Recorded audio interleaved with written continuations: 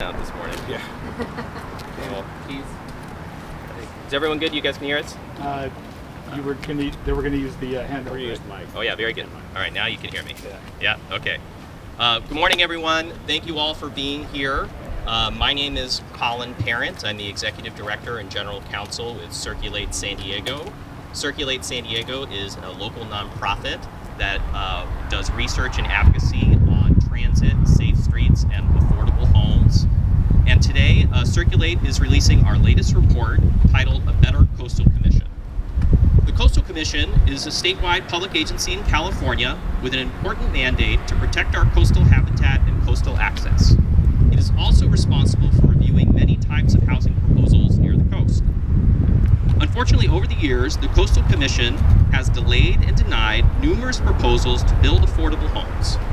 As housing prices rise, the coast is at risk of becoming an exclusive enclave for only the most affluent in California.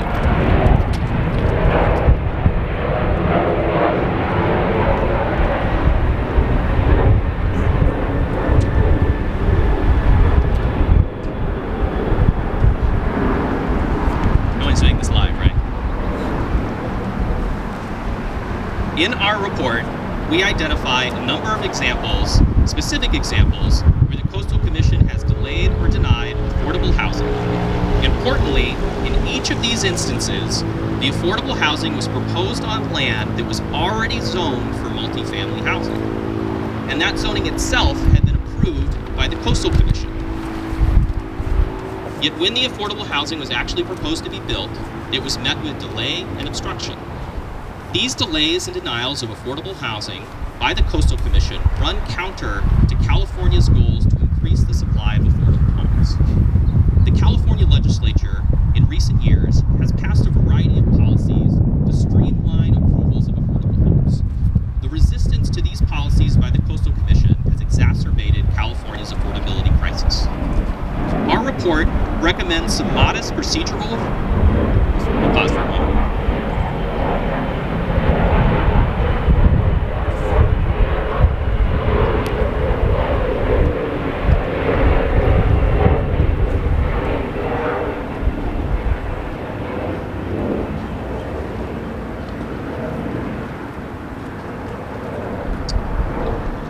Our report recommends some modest procedural reforms for the Coastal Commission that can help it come on board with other laws in California that are intended to increase the availability of affordable homes. With these reforms, the Coastal Commission can continue to protect our coastal resources and truly make the coast accessible for Californians of all incomes. So with me today, I'm going to next introduce Assemblymember David Alvarez, who is sponsoring one of the bills in the legislature to help address the affordability challenges and to ensure that the Coastal Commission can become a better partner for affordability in California. Thank you, Colin, and thank you all. Good morning. It's great to see you here. I want to thank Circulate San Diego for the work done on this really critical report, which identifies the challenges in building essential housing in all of California and specifically along the coast. I want to extend my gratitude for taking on this task of being a crucial partner for the whole state of California as we pursue policy reforms outlined in the report, which we'll hear about just shortly.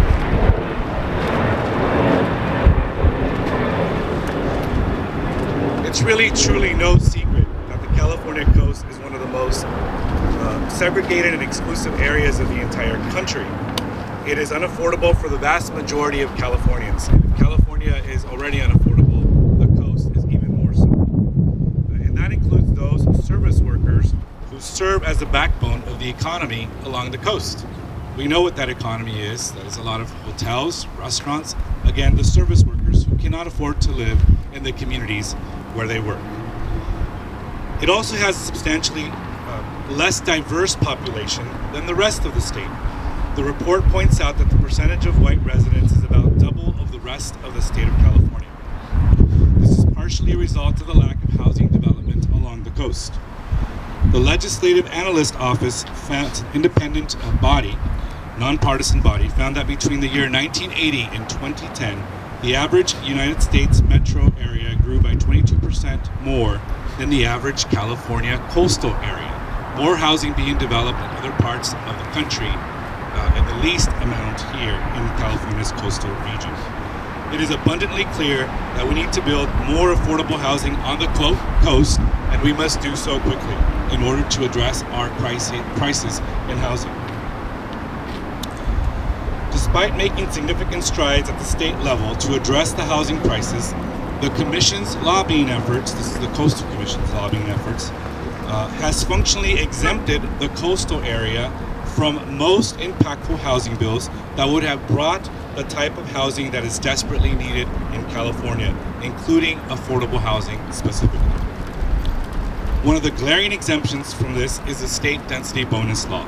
Last year, I introduced Assembly Bill 1287 in partnership with Circulate San Diego, and we sought to upend this status quo. Among other provisions, the bill would have ensured that the state density bonus law would apply to the coastal zone.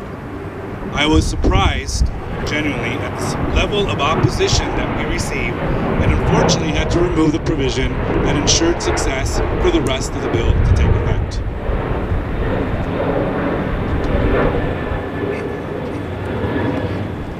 However, thanks to organizations like Circulate San Diego and other organizations that work on housing, understanding is growing among many of my colleagues in the legislature, in the Assembly, and in the Senate, and we are working on more bills. We are now working on Assembly Bill 2560 in partnership with Circulate San Diego. Assembly Bill 2560 has been approved by the State Assembly in a bipartisan way, with many Republicans joining the majority of Democrats in supporting this bill. This bill will again ensure that the implementation of the state density bonus law will apply in the coastal zone. And like I said, I am proud of the bipartisan support received from our colleagues in the Assembly, and are looking forward to support by the State Senate as well. Arguably, the state density bonus law is the most appropriate housing law to be implemented in the coast. This is the way to create affordable housing without one penny of taxpayer dollars, all being done by the work of developers. A developer can only utilize the incentives and concessions of the state density bonus law, which means they get to build more units, only if they build in multi-family areas where cities and counties have already said that housing like that can get built. And it can only be built also if there are affordable, deed-restricted for low income, and also an opportunity to build for middle-income Californians. For many, it is becoming increasingly clear that we can no longer expect the rest of the state to bear the burden of building the millions of houses that we need to build in this state to end this crisis if we do not include the coast of California. Thank you once again for the opportunity to speak, and I look forward to continuing to fight for more affordable housing for all of California with Assembly Bill 2560. Thank you. Thank you very much, Assemblymember Alvarez. Next, I'm going to introduce William Moore, who is the Policy Counsel at Circulate San Diego. He is also the lead author of A Better Coastal Commission, and is here to share more information about the report. Hi, my name is Will Moore. I am the Policy Counsel at Circulate San Diego. I was the lead author with my friend and CEO of Circulate, Colin Parent, of A Better Coastal Commission, which is about how the Coastal Commission can do a better job at ensuring affordable housing at the coast, reducing segregation at the coast, and protecting our climate goals. The Coastal Commission of the state of California is one of our great progressive bulwark institutions, or so it is supposed to be, and that's what we all think it is. But if you look at their record, what you see is resistance to housing, resistance to our climate laws, resistance to reducing greenhouse gas emissions, and if you look at the structure of the Coastal Commission, you'll see that the members of the Coastal Commission generally come from the coast. They're supposed to protect our environment and coastal access for all Californians, but they don't represent all Californians. They come from the coast, they live at the coast, and they protect the exclusivity of the coast with their decisions and their actions. Now, they insist that that's not the case, but that's why we wrote the report, to set forth examples of how their actions have prevented housing. In one case, they received an appeal for a multifamily housing complex that was supposed to be built where there is currently an abandoned Burger King. That appeal came after full approval at the Los Angeles City Council, neighborhood, city, local coastal program, appealed to the Coastal Commission, 29 months of delay, no substantial issue found, while that abandoned Burger King sat at the heart of that community instead of housing. In another case, a similar case, in Santa Cruz, a project was proposed, also approved at the local level, also approved under the local coastal program. 4 years of delay. 4 years of delay. That went into the Coastal Commission's 2023 year-end report as a win for housing. These delays and vagueness and the we don't check boxes attitude towards housing make it impossible to build the housing, whether they know that or not. We have in the state of California recently passed a number of good pro-housing measures that apply to everyone else in the state. Density bonus law, ADU laws, the Housing Accountability Act, and dozens of others. But those tend to have exceptions for the coastal area. So the same rules you have to obey in El Cajon and most of San Diego aren't obeyed in Del Mar, in the coastal area of Huntington Beach or Redondo Beach. Those communities get to be exempt from the rules everyone else has to obey. The problems don't stop there. It's not just housing. This is supposed to be one of our great environmental stewards. But last year, when it was proposed to have an improved district in Oceanside, the Coastal Commission insisted that Oceanside take that plan back and evaluate it under standards that would prioritize auto emissions, car driving, and reductions in short-term traffic speeds over transit, bike lanes, and walking. Those standards, called level of service standards, have been taken out of environmental review standards, excluded from CEQA 10 years ago, and relying on those outdated standards that prefer auto emissions to transit and alternative transportation is an example of how the Coastal Commission's green aura of environmentalism is not something they live up to. The mission of the Coastal Commission and the image that we all have of the Coastal Commission is of this great environmental institution. This is not how they behave. And that is what this report shows.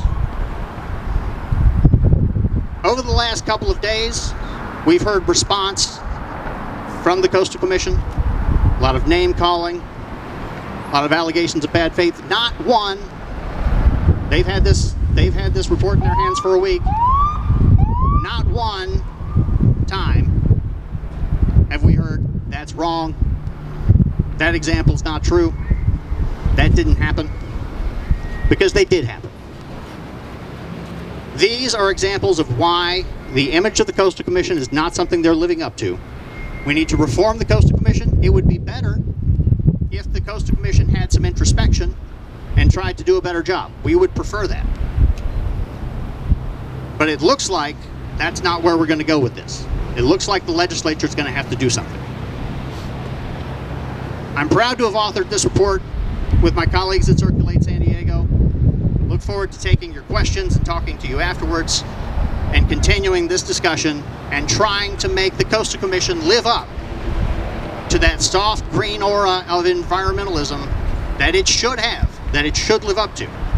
We want the Coastal Commission to work. We want a better Coastal Commission, and that's why we named the report A Better Coastal Commission. Thank you very much. Thank you very much, Will. It appears that the speakers at the press conference got a little taller as this proceeded. So we're going to be available for one-on-ones if people would like to. We're going to the Coastal Commission report is available on our website at circulatsd.org. It's also in your folders in the media packets. Really do appreciate the press for being here and covering this important thing. And just to reiterate what Will and David said, we want the Coastal Commission to succeed. The purpose of this report is to identify areas where reforms can be implemented to improve the Coastal Commission and make it a better Coastal Commission so that all of Californians can have fair and equitable access to the coast. So thank you very much for being here, and we'll happy to